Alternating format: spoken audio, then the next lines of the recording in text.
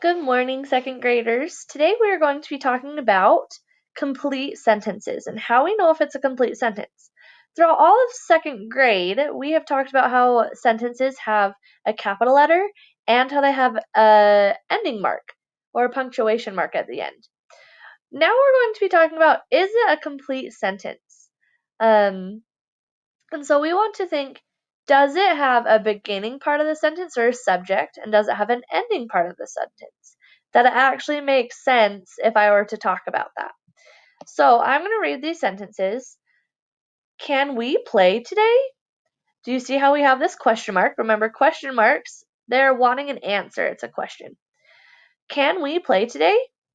Do we have, that sounds like a complete sentence because we have a subject, which is we, they're talking to us, and then there's an action or a verb, and it's like play today. And both of those together can make a sentence. So we're going to drag it into the yes. Sometimes after school. So if I hear this, I hear sometimes after school, and I think sometimes after school what? What else? What should happen after school?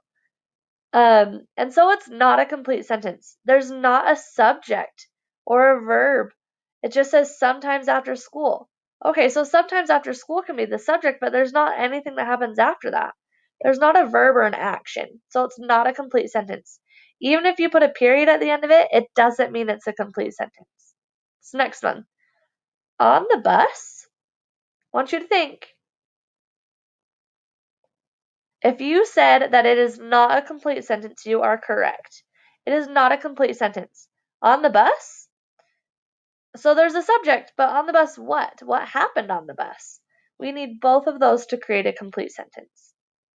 Steve is a good friend. Think. If you said this is a complete sentence, you are correct. Because Steve is our subject and a good friend is our verb or the ending part of our sentence. Because Steve is something. And is actually our verb here, and that's a tricky verb for us to remember. But we are talking about Steve and it completes the thought. Lives near my house. Who lives near my house? That's the verb part and the action part of my sentence, but there's not a subject. Who lives near my house? So this is not a complete sentence. I have many friends.